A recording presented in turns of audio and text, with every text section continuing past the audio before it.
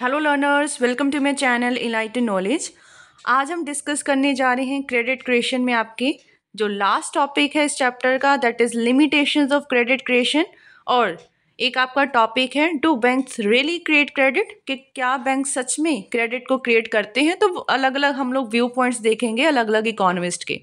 तो वीडियो शुरू करने से पहले आपको बता देती हूँ, आप मेरा टेलीग्राम चैनल ज्वाइन कर सकते हैं। वहाँ पर आपको हर एक वीडियो की PDF फाइल फ्री में अवेलेबल हो जाएगी। फेसबुक के पेज को भी लाइक कर दीजिएगा, इन सभी का लिंक आपको डिस्क्रिप्शन बॉक्स में मिल जाएगा। शुरू करते हैं इस लेक्चर को।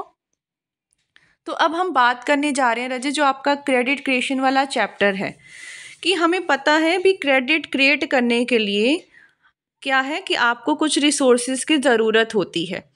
लेकिन कई बार ऐसा हो सकता है कि जो बैंक्स है, हमें भी पता है अनलिमिटेड क्रेडिट तो क्रिएट नहीं कर सकते, ठीक है ना। उसके पीछे बहुत सारे लिमिटेशंस छुपी होती हैं कि क्यों बैंक्स के पास एक क्रेडिट क्रिएट करने की एक लिमिटेड सी कैपेसिटी होती है। और बहुत सारी लिमिटेशंस हैं कि on the credit creating capacity of the commercial bank, मतलब कमर्शियल बैंक को बहुत सारी चीज़ों पर डिपेंड करना पड़ता है क्रेडिट को क्रिएट करने के लिए। तो वो कौन कौन सी चीज़ें हैं, ये उसकी क्या बन जाएंगी, लिमिटेशंस बन जाएंगी। सबसे पहले बात करते हैं हम लोग कैश रिजर्व रेशियो की। पहले से ही हमने बताया कि देखो क्या होता है कि हम जब पैसा बैंक में डिपॉजिट करते हैं तो बैंक अपने पास में कुछ पैसा क्या है रिजर्व में रखती है, और बाकी सारा का सारा पैसा किस में दे देती है, आपको लोन की फॉर्म में दे देती है। तो जो कैपेसिटी है क्रेडिट को क्रिएट करने की, बहुत ज़्यादा किस पे डिपेंड करती है, कैश रिजर्व रेशियो पे, कि कितना रिजर्व रखा जा रहा है बैंक के द्वारा। और क्रेडिट क्रिएशन क्या है, रेसिप्रोकल होता है कैश रिजर्व रेशियो का। ये मैं आपको सिंपल सी बात बताऊँ अजय। सपोज करो कि कमर्शियल बैंक क्या करता है कि ज़्यादा पैसा अपने पास रिजर्व में रख लेता है। क्लियर हो गया।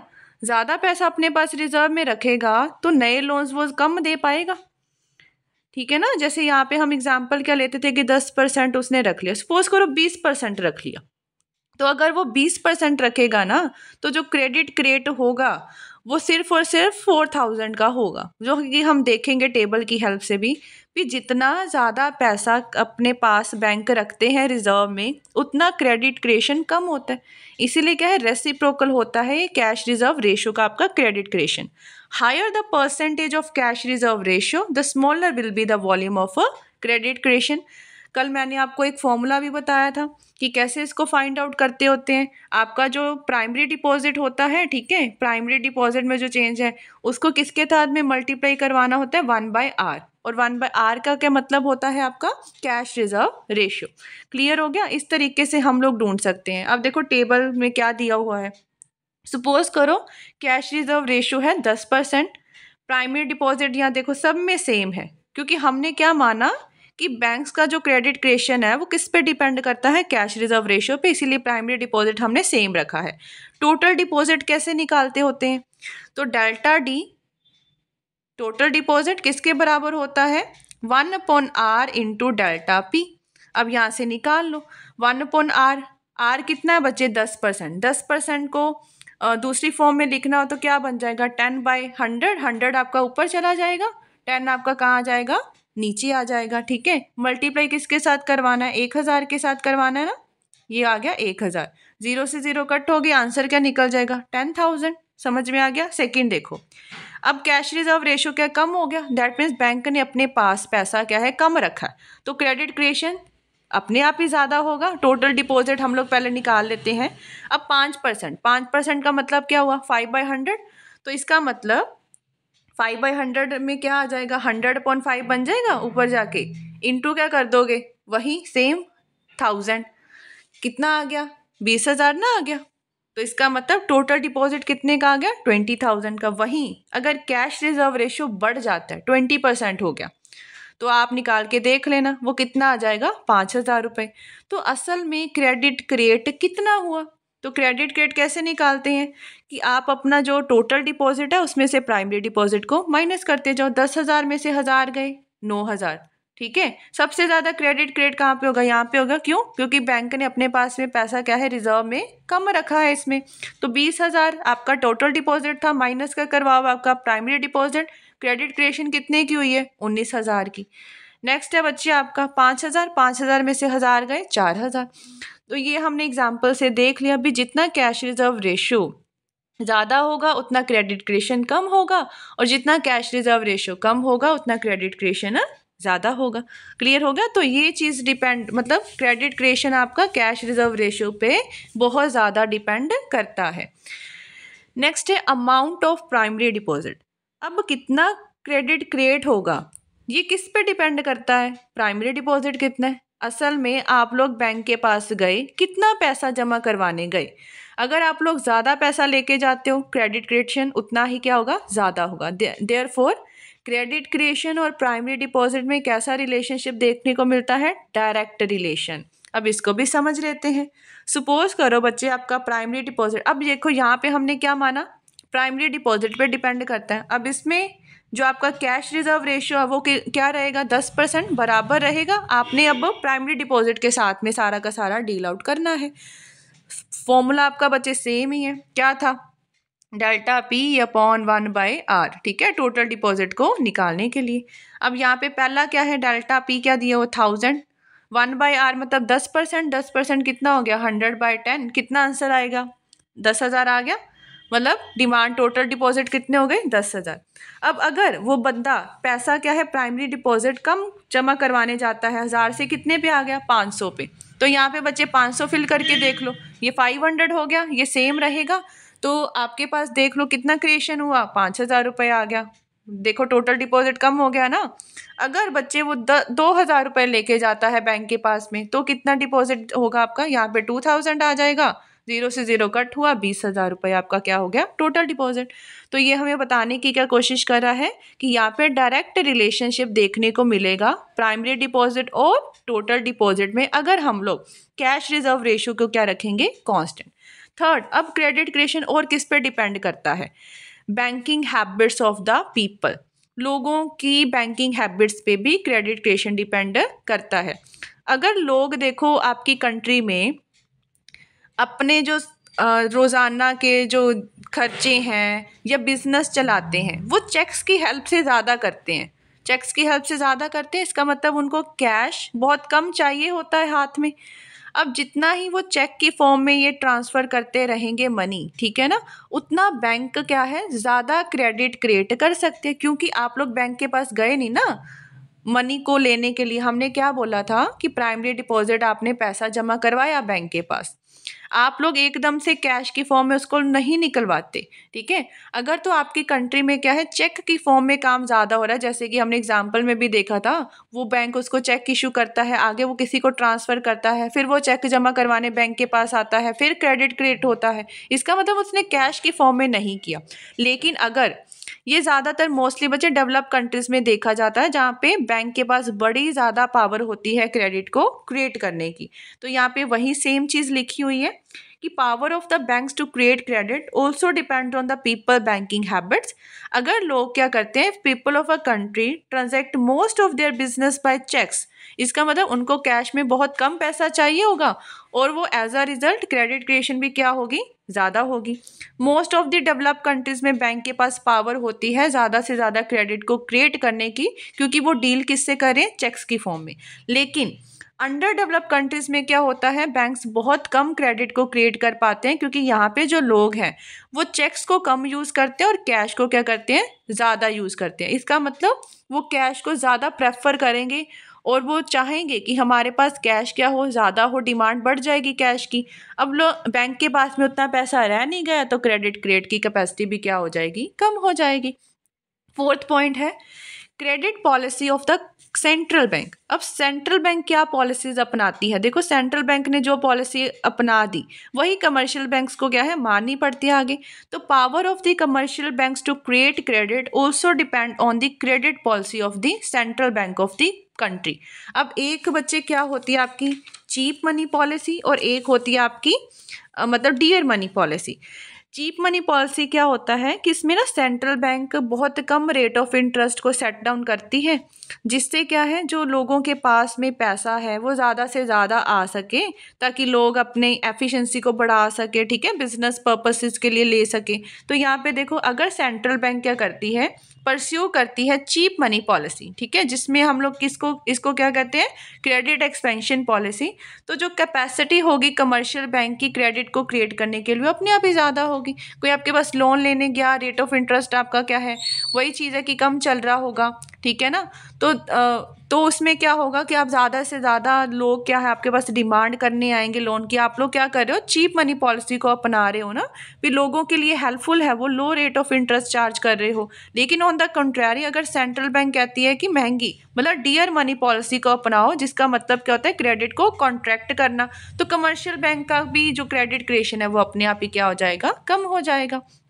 नेक्स्ट है policy of the other banks. अब बाकी सारे बैंक्स की पॉलिसीज पे भी डिपेंड करता है।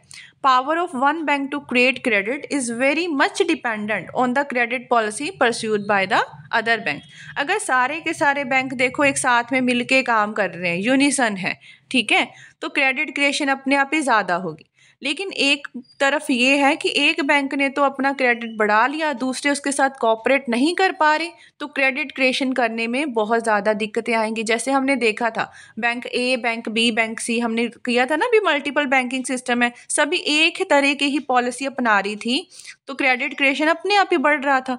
लेकिन अगर एक बंदा क्या है, एक बैंक आपकी एक्सपैंड कर रहा है क्रेडिट को, दूसरी तरफ जाओगे तो रिजर्व में ज़्यादा पैसा रख रहा है, तो अपने आप ही बच्चे क्रेडिट क्रिएशन क्या हो जाएगा, कम हो जाएगा।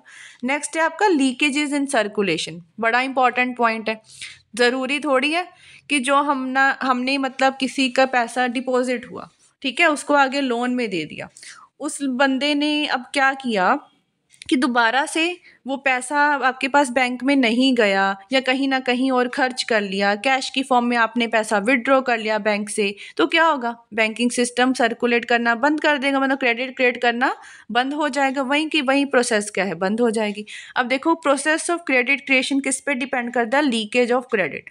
If at any stage of credit creation any recipient of cheque gets it in cash ड, इसका मतलब चेक का आपने कैश की फॉर्म में पैसा ले लिया है और वो किस पे स्पेंड कर देता है, एंड स्पेंड इट्स, ठीक है, कहीं ना कहीं स्पेंड कर दिया कुछ खरीदने में, या फिर क्या करता है, और get it deposited anywhere else than the banking system, bank में नहीं गया वो कहाँ पे चला गया, कहीं और चला गया, मनी लैंडर्स के पास चला गया, ठीक है, जो भी हम लोग आगे भी जो और भी चीज़ें की हुई है अभी वहाँ पे चला गया, बैंकिंग सिस्टम में नहीं गया, तो वहीं की वहीं क्रेडिट क्रिएशन बंद हो गई, गया ही नहीं वो बैंक में लेके, ठीक है ना, उसने सारा का सारा पैसा क्या कर लिया, विड्रॉ कर लिया इन कैश की फॉर्म में।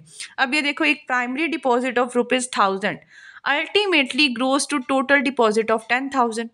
हमने करी हुई है ये एग्जाम्पल, फिर प्राइमरी डिपॉजिट 1000 का आया, उससे टोटल डिपॉजिट कितने क्रिएट हो गए, 10,000 के। If an amount of ₹100 is withdrawn from the banking system and put in circulation and only ₹900 remain as cash reserve of the banking system, then total deposit will grow up to 9,000 only।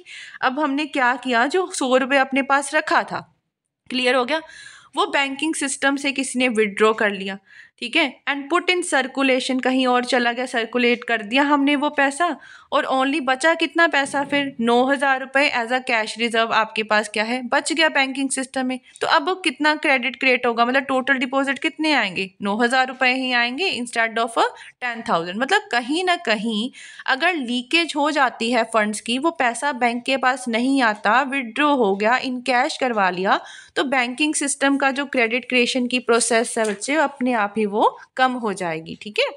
Next है आपके पास nature of securities और availability of the good borrowers. अब देखो कहीं ना कहीं जब हम लोग लोन लेते हैं तो बैंक हमारे पास कुछ ना कुछ चीज़ सिक्योर रखती है, ठीक है, सिक्योरिटी रखती है। अगर तो जो सिक्योरिटी रखी है वो बड़ी अच्छी है कि बैंक आपको ज़्यादा से ज़्यादा लोन प्रेफर्स कर पा रहा है, तो बैंक ज़्यादा क्रेडिट क्रिएट कर सकता है। लेकिन अगर आपकी वो रखी गई सिक्योरिटी बड़ी ही रिस्की है, तो यहाँ पे बैंक क्रेडिट क्रिएट नहीं कर सकता, ठीक है, यहाँ पे रिस्क इन्वॉल्व है उसके पास। देखो power of banks to create credit also depends on the nature of securities.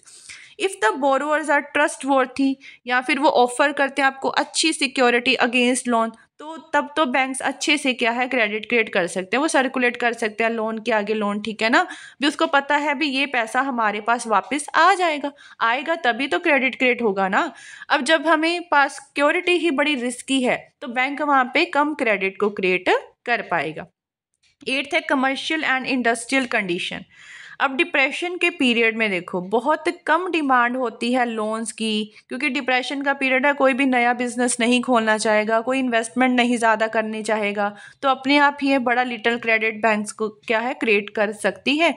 और बूम में क्या होता है, बूम में बैंक ज़्यादा क्रेडिट क्रिएट कर सकते हैं, क्योंकि सारे के सारे क्या है प्रोस्पेरिटी वाली सिचुएशन में होते हैं, डिमांड ज़्यादा होती है, इन्वेस्टमेंट ज़्यादा होती है। तो ये थे भी आपके जो क्रेडिट क्रिएशन है उसकी कुछ लिमिटेशंस भी। यहाँ पर क्रेडिट क्रिएशन आपके कौन कौन और चीज़ों पे डिपेंड करता है, अगर एक भी चीज़ इसमें कोलैप्स हुई तो क्रेडिट क्रिएशन क्या हो जाएगा, बैंक का कम हो जाएगा। ठीक है, आगे बढ़ने से पहले वही आपको एक बार रिमाइंड करवा देती हूँ बच्चे, आप मेरा टेलीग्राम चैनल ज्वाइन कर लीजिएगा, आपको सभी इन वीडियोस की PDF फाइल वहाँ पे अवेलेबल हो जाएगी। फेसबुक पेज का भी लिंक यहाँ पे दिया गया है, डिस्क्रिप्शन बॉक्स में भी मैं दे दूँगी। कोई भी प्रॉब्लम हो तो आप मुझे फेसबुक पे मैसेज कर सकते हैं या कमेंट सेक्शन में लिख सकते हैं। और चैनल को ज़रूर सब्सक्राइब कर लीजिएगा, ज़्यादा से ज़्यादा शेयर करिएगा अगर ये आपको हेल्पफुल लग रहा है तो। अब हम बात करते हैं कि क्या बैंक सच में क्रेडिट को क्रिएट कर सकते हैं। तो इकोनॉमिस्ट जो हैं वो इस क्वेश्चन को लेके काफ़ी डिफ़र करते हैं, ठीक है, कि वेदर जो क्रेडिट है वो बैंक क्रिएट कर सकते हैं या नहीं, या फिर क्रेडिट बैंक क्रिएट करता है या डिपॉजिटर क्रिएट करता है। असल में तो वो डिपॉजिटर क्रिएट करता है। अब देखो वॉल्टर लीफ एंड कैनन, इनका ओपिनियन क्या था कि banks do not create credit themselves, अपने आप तो क्रेडिट क्रिएट नहीं कर रहे। क्रेडिट किसके द्वारा क्रिएट हो रहा है, is created by the depositor who provide monetary resources to the bank in the form of their deposit, जिन्होंने बैंक में पैसा जमा करवाया है।